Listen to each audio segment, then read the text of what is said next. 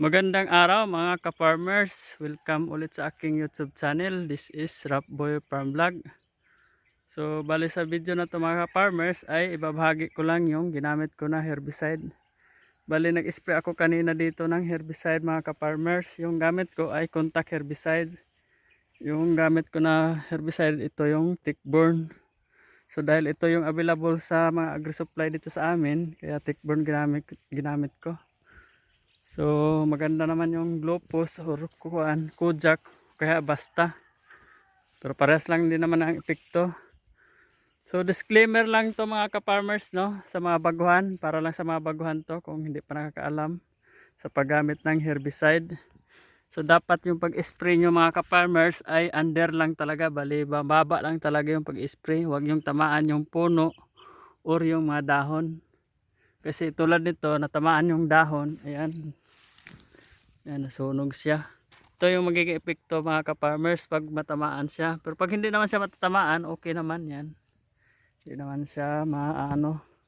Kailangan talaga mababa lang yung pag-spray at saka hindi masyadong malakas para kung mahangin, hindi siya abutin yung mga talbos ng talong para hindi siya masunog. So ganon yung pamamaraan at technique sa pag-spray ng contact herbicide. So para lang sa mabaguhan yan mga ka-farmers no, kung alam mo na yung ganyan, pwede mo na skip yung video na to. Sinishare ko lang to sa mga baguhan sa pagtatanim. So ayan, medyo nanilaw na yung damo. Kaninang umaga lang ako nag-spray, mga alas 10. So kalahati pa lang yung natapos ko kasi akala ko ulan. Yan, dilaw na yung mga dahon ng damo.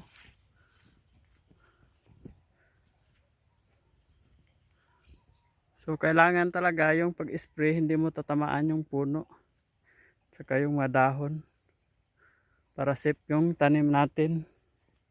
So ganon yung contact na herbicide mga ka-farmers no. Yan, tickborne. So marami na namang malalaki. So nung linggo pa to na harbisan, marami na namang malalaki. Ayan. Ayan ang ganito.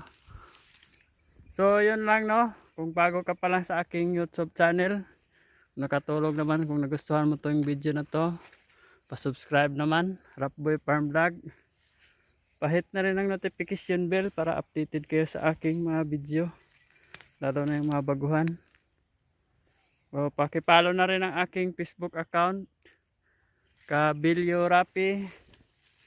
So yun lang mga ka-farmers, thank you for watching. God bless atin.